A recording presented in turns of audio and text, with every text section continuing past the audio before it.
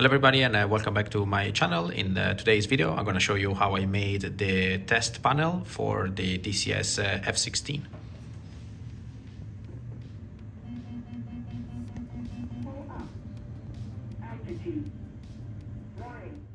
This video is sponsored by PCB Way.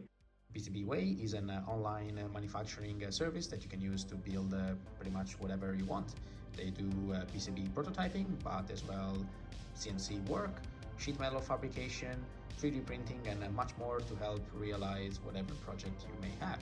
So be sure to check them out. I'll leave a link in the video description as well as here on the screen. Alright, so this panel is a little bit different than the ones that I've built before, because it has two new components other than the regular toggle switches that they mount right here, and you would have seen in the other panels. So the new components are these little push buttons. These are momentarily push buttons. They are super cheap. You can find them pretty much anywhere online. I think they're in 12 millimeters in diameter, and I'll put on the screen the exact dimension because I forgot. But basically they come with this mounting nut, and you'll be able just to screw them to your back plate and secure it in place. This panel has two of these right here, and then the other component is an indicator light that goes into this little square hole right here.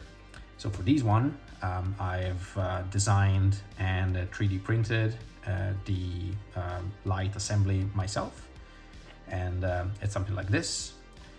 This design, by the way, will be available to download for free if you want to download and give it a go. Of course, I'll put a link into the description. But this comes into in three sections, just like that. So the main body, a mounting sleeve, and your lens cover. And I want to talk about this in a little bit more detail in just a minute. So I'll just put this away for now. So design of the panel, exactly like the ones that you would have seen before. Backplate, this is a laser cut 2 millimeter black acrylic. Eventually this will be replaced by an aluminum backplate. I just need to get around to do an order from PCB Way to order all my new backplates. And then the light plate, it's a sandwich of these three sections here. So this is the top plate and diffuser plate, and then finally the back plate of the light plate, if you will. So this is a 3 millimeter translucent acrylic panel, same as this one, and this is finally a very thin 1 millimeter acrylic panel, which just acts, it just blocks any light bleed from below the LED strip. So the way that this goes together, I just sandwich these two like that and I line them up. As you can see, this one has the channel for the LED strip to run through and illuminate the text, and also has the larger holes for the mounting nuts of the toggle switches. So once these two will be glued together, I'll put the LED strip in, and then I'll sandwich all of this with this final backplate, and these will stop any light bleed from bleeding under the light plate.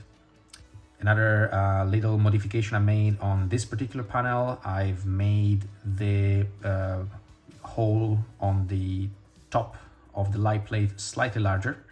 That is to allow these push buttons to kind of sit flush and kind of, you know, sink below the top light plate, and give this effect like so, which looks a little bit more realistic, like the ones in the real jet. The ones in the real jet, I think these are auto push button, and they have like a mounting nut, but you know, each of a auto push button, I think it's like 20 euro each, and this is like cents. So I'm just gonna go with this one, and yeah. So once this is gonna be glued together, I'll paint this in white first, and then cover it with black, and then I will engrave it with my fiber laser to have all the text. And because this is all translucent and the LED strip will illuminate it, I will be able to illuminate just the white text that it's engraved on the light plate itself. So now I want to talk a little bit about the square indicator light itself. So the way that this works, printed this with resin. This has enough resolution that allows me to print the threads on this little mounting shaft here that will work with a 2.5 millimeter nut that it's needed to secure this in place onto the backplate. And the resin type I'm using, it's an ABS-like tough resin, which it's just stronger than the regular resin. It's much less fragile and it's a little bit more flexible, which basically makes printing for this application perfect, basically. So the way that this works, it has a little ridge right here, which is slightly larger than the body itself. So when you slide this into the backplate, it won't completely go through and it will just stop it from falling. And then at the back, this has 4 LED holes. These are the just standard 3 millimeter LED, round LEDs. So I'll just put 4 of these inside, and I'll be able to illuminate 4 different sections of this particular indicator, which for this panel will be the flickers power channels from A to D. Once I have put the LEDs in and wired them up, I can then use the mounting sleeve to secure it in place. So as you can see, it has a hole for the shaft to go through, and also it has these pass-throughs to allow the wires to come out basically and connect to the Arduino itself, or the connector, whatever you want to use. Then I can finally take the 2.5 millimeter nut, just like that. And now the whole indicator light assembly is fixed to the backplate. It's not gonna go loose. And then finally, the lens cover. So this is designed to house a lens itself, something like this, and also a little diffuser sheet that it's designed to cover up the indicator when it's not illuminated. So the lens, this is a 3 millimeter laser cut acrylic panel, and the one I used here, it's a translucent green, just because the 4 LEDs here and the light itself is actually green on all 4 corners. And I've already painted this in matte black, and then I will be able to engrave it with the 4 letters, and then the back part of the lens itself is not painted, so the LED can shine through and illuminate just where the letter is engraved. And then this diffuser sheet, this is just a little PVC sheet that I've then wrapped with a window tint wrap, the ones that you can buy for your cars. And then I've painted it in clear, flat clear, to basically get rid of the shine, so it looks a little bit better. And so the way I did this, this is comes in these sheets. These are just they're very fine. I think it's a 0.2 millimeter PVC sheets, and this is kind of a smoky black color. I thought it was enough to kind of stop any light to go through whenever the light was illuminated, but it's not dark enough, so that's why I've then wrapped this in the window tint here. So I'm gonna put this lens here into his holder. So first the diffuser sheet, and then the lens itself. Of course, It's not been engraved yet. I'll do it later and I'll show you, but just to give you an idea. And this is just press fits inside. He has exactly the same dimension, so you don't need glue or anything to hold it in place. And then finally you can just slide it on top, and then it just sits like that. Again, just press fits. I'll probably put a little bit of glue whenever I finalize the whole panel, but for now it just holds it, you know, enough. But I just want to use a little bit of glue so it doesn't accidentally fall off. So yeah, that's the idea. And of course, if you put all the other layers on top, you can get a preview of how it's going to look like. Sorry, I knocked my camera over. I just want to put all the layers on top of each other to get an idea on how the final panel will go together. Just a little screw here to hold it in place, and then over here the push button just slides through, and then at the back is secured by this plastic nut here. And that's it. So I'll go ahead and wire the LEDs on the square indicator here, and then I'll go ahead and paint the rest of the panel, and then I'll show you how it's done as I go through the process.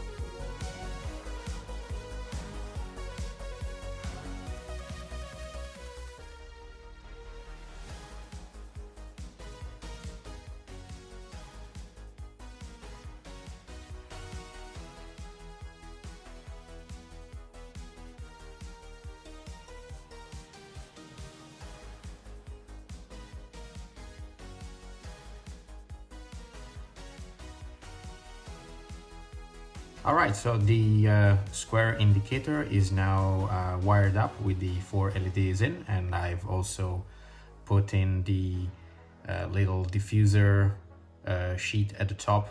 I said before that I was gonna wrap in a window tint the little film, the little PVC film here, but I actually found out that that was too dark. So what I did, I just left that smoky PVC film you know, as is, and I just painted that over with some flat clear, so that gives it this matte finish. And as you can see, when the indicator is off, you're not able to see the engraved text underneath. I'm gonna demonstrate now. I've wired this up with my breadboard, and this is the effect when the light is on. And then if I just disconnect this, you can see that with the light off, the you can't see the 4 letters here, which is exactly the effect that I was looking for, and I'm pretty happy with this. So next I went ahead and painted the light plate. So the painting process, also slight modification. 2 coats of white paint. I found that 2 coats is enough. Then what I'm doing now is, after the white paint, I'm covering this with some gloss clear, and that helps me to kind of separate the white paint from the black paint. And then on top of the clear coat, I then sprayed 3 coats of matte black, and that gives it this this final finish. The clear paint allows me to do 2 passes with my laser and without risking to you know, damage the white paint underneath. I found it makes the final finish a little bit better. So I'm gonna go ahead and fire up my fiber laser, engrave the text, and I'll show you how that looks like. All right, so the fiber laser is now ready to go. Excuse the noise, but he has a quite loud fan going on, and also I've turned on my smoke extractor. The way I've set this up, I've raised the plate just enough. That's why you see these pieces of acrylic over there, just to to have it sit exactly parallel to the plate. And also I've set this other piece of acrylic there just in case I need to slide the actual light plate up or down, because my the work area of the actual lens that I've got sometimes it doesn't cover the whole panel. So now I'm gonna do 2 passes. I'll show you how that looks like.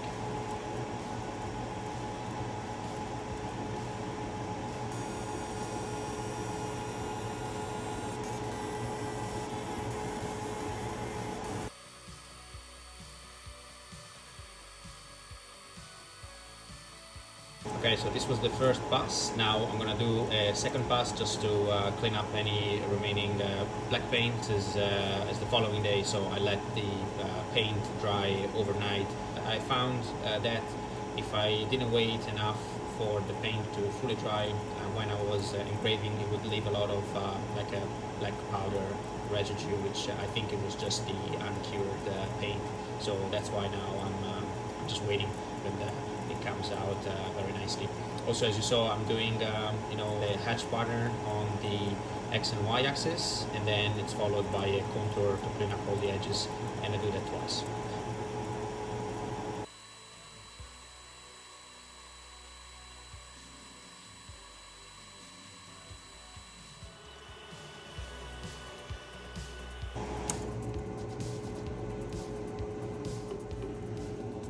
So that's the completed light plate.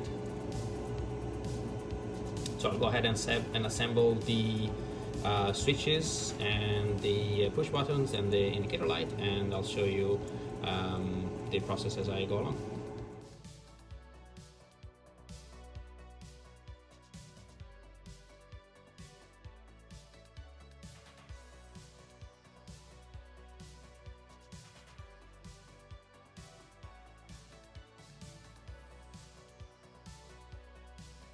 Right, so here's the panel assembled. What I did notice, I made a mistake on putting the key slot for the two position switches, because if I use the key slot, then the switch is upside down. So I'm gonna have to go and cut a new back plate, but for now I just removed that anti-rotation nut, and the switch works just fine. The other 2 switches, same story. They work as they're supposed to, and this one I reversed. In fact, this one was the one that I reversed. So I just opened up the switch and reversed the internals. So basically, I can have the momentarily position up rather than down, and that's pretty much it. So. As you can see now, I'm using this long motherboard standoff. This is to then be able to use another plate at the back that will have a connector that I'm going to use to then connect all of the panel to my avionics box. So I'll show you how that looks like. So this is the let's say connector plate, if you will, and these has the same holes that line up with the 3 motherboard standoff,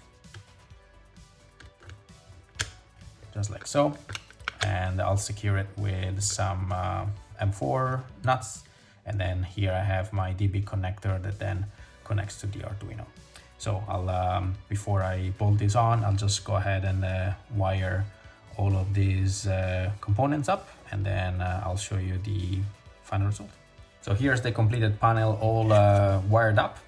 And as you can see here, all the wires are connected. It looks very complicated, but in fact it's really not.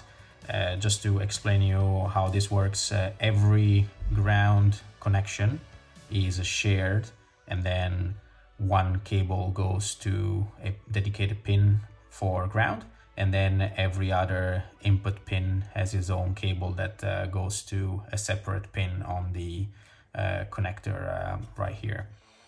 Also here you can see the backlight circuit.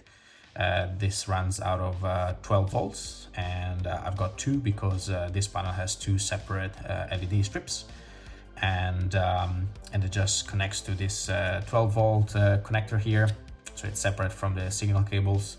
And as you can see, I haven't soldered this one just yet because I need to replace the back plate, so I will have to do that first, and then I can solder this final connector. But that's it. This is a completed test panel. What I did, I also just got my new FDM printer, and I've started to print out this little dust boxes. This is kind of completes the panel itself, so it just slides right over, and then it bolts at the back with these two M4 bolts.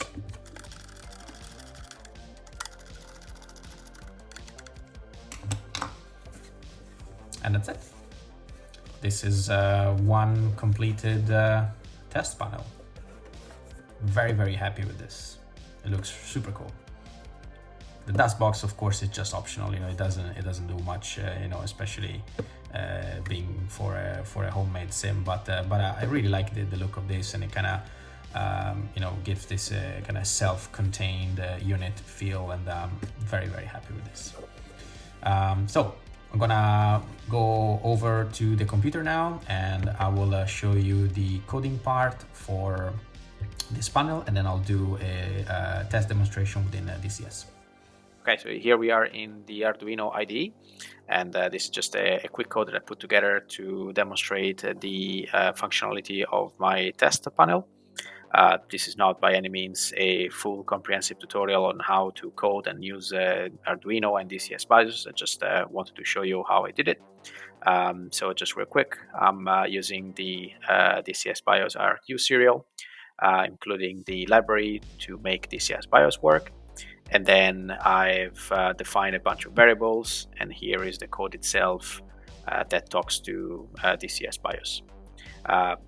Why I define these variables? Basically, it's much easier if I have to change down the line a pin because I want to move cables around. It's much easier to do it like this rather than hard coding the number of the pin itself within the code. So as you can see here, for example, in the first one, the integer fire push, it's equal to pin 2. That means that in this line of code here, this is a 2-position switch, the fire overheat detect button. Now Arduino IDE, or actually DCS BIOS, wants to know a pin for this. So instead of putting the number 2, I put my integer, which then calls back pin 2, and so on and so forth.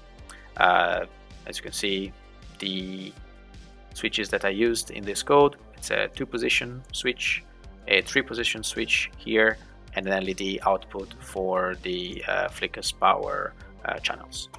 So yeah, that's very quickly a nice and simple way to code with DCS BIOS. Now I will upload all of this code to my Arduino, and then I'll fire up DCS and show you how that looks like.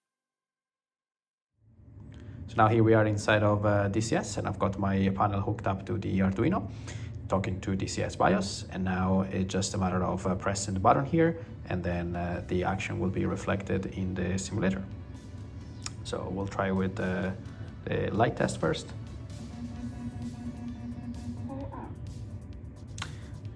Onboard oxygen, fire overheat detection, probeat,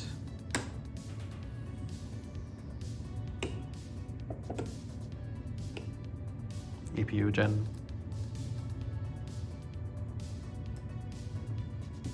flickers power,